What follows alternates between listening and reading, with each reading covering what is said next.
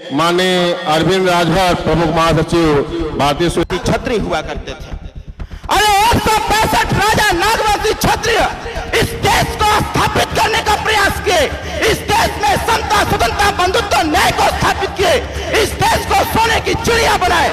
इसलिए बनाया गया क्योंकि भारत देश में हिंदू, मुस्लिम, सिख, ईसाई, जैन, पारसी इस देश में जो भी प्रवेश किया वो लोग भाई भाई की तरह रहा करते थे। इस देश में हिंदू, मुस्लिम ये सब छोड़ करके यहाँ धर्म को स्थापित किया जाता था कि भारत देश में रहने वाले लोग हम सब लोग भाई भाई हैं, एक साथ मिल करके रहा जाएगा। और साथियों, स्थिति क्या होता है, इस देश में एक ऐसा व्यक्ति प्रवेश करता है विदेश से, एक ऐसा व्यक्ति प्रवेश करता है विदेश से, वो आता है विदेश से भारत देश में प्रवेश करता है, उसको अपने शक्ति पर अभिमान हो जाता है, उसको घमंड हो जाता है कि हमारे पास प्रचंड सेना है, और वो रात को सपना देखता है कि पूरे भारत को हम कब्जा कर लिए हैं, और उसी सपने को साकार करने के लिए व्यक्ति निकल पड़ता है।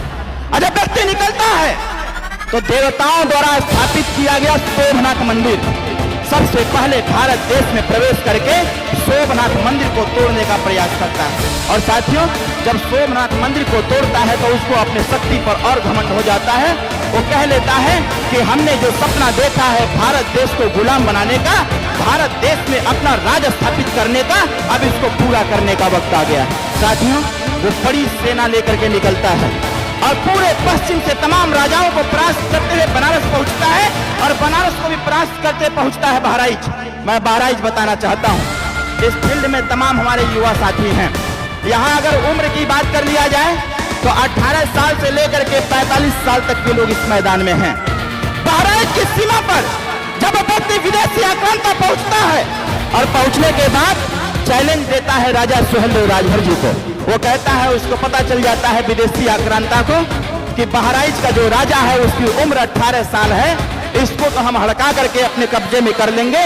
और साथियों, अपने संदेश वाहक के माध्यम से संदेश भेजता है कि ऐ राजा सुहेलदेव राजभर, तुम मेरे प्रस्ताव को स्वीकार कर लो। मैंने देश के तमाम राजाओं को परास्त कर दिया है, मैंने देवताओं द्वारा स्थापित सोमनाथ मंदिर को कब्जा कर लिया है, तमाम मंदिरों मस्जिदों को तोड़ते हुए आज मैं तुम्हारे सीमा को भी लांघने का प्रयास कर रहा हूं। लेकिन मैं नहीं चाहता हूं कि मैं किसी नौजवान से युद्ध करूं, किसी दूध में है बच्चे से युद्ध करूं। और इस प्रस्ताव को राजा सुहेलदेव के समक्ष उनका प्रस्तावक लेकर के जाता है, और संदेशवाहक लेकर के जाता है।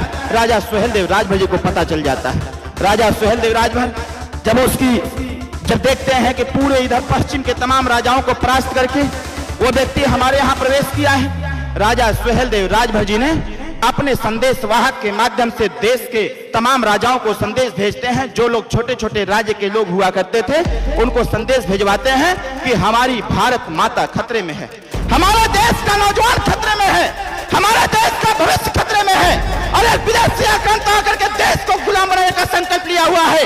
इसके संकल्प को चूर चूर करने की आवश्यकता है। राजा सुहेलदेव राजभर का प्रस्ताव जाता है साथियों, और राजा सुहेलदेव राजभर के प्रस्ताव को तमाम राजा ठुकरा देते हैं। कहते हैं कि जो व्यक्ति आधे से अधिक राज्य को कब्जा कर लिया हो उससे हम लड़ नहीं सकते। और उसी दौरान साथियों घटना घटित होता है। मैं इसको लाऊंगा कि ये भागीदारी संकल्प मोर्चा किस उद्देश्य के लिए बनाया गया है, इसको भी मैं लाऊंगा। उसी दौरान एक घटना घटित होता है साथियों। राजा सुहेलदेव राजभर अपने संदेशवाहक के माध्यम से पुनः संदेश भेजते हैं अपने उन राजाओं को जो नागवंशी क्षत्रिय राजभर कहे जाते थे, जो बिंद समाज के कहे जाते थे, जो पाल समाज के राजा थे, जो प्रजापति समाज के राजा थे। ऐसे लोगों को संदेश भेजते हैं और 22 राजा उनके साथ खड़े होते हैं।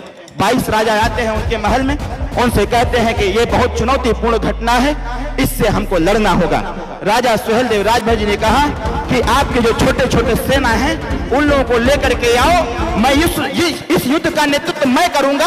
और ऐसे जो विदेशी आक्रांता है जिसको घमंड हो गया अपनी शक्ति पर, जिसको घमंड हो गया अपनी सेना पर, इसको औकात में लाना पड़ेगा। साथियों, राजा सुहेलदेव राजभर जी चले जाते हैं नानपारा के मैदान में, और नानपारा के मैदान से ललकारते हैं, अरे गद्दार, तुम मेरे भारत माँ के ऊपर तूने तलवार चलाने का प्रयास किया, तूने हमारी बहन बेटियों की इज्जत के साथ खेलने का प्रयास किया, तूने देश की संस्कृति सभ्यता पर उठाने का प्रयास किया। अब तुम्हारा वो अंजाम करूंगा कि आने वाली नस्लें भी याद रखेंगे, आने वाला इतिहास भी गवाही देगा कि जब तक वीरता के इतिहास में राजा सुहेलदेव राजभर का नाम दर्ज नहीं होगा, तब तक इतिहास को पूर्ण इतिहास नहीं कहा जा सकता। साथियों, ये संकल्प लेकर के राजा सुहेलदेव राजभर चल देते हैं। राजा सुहेलदेव राजभर इस संकल्प को लेकर नानपाड़ा के मैदान में उतरते हैं और गद्दार को ललकारते हैं कि आज तुम्हारे पास जितनी सेना हो, आज तुम्हारी सेना की भी औकात नाप के रखूंगा।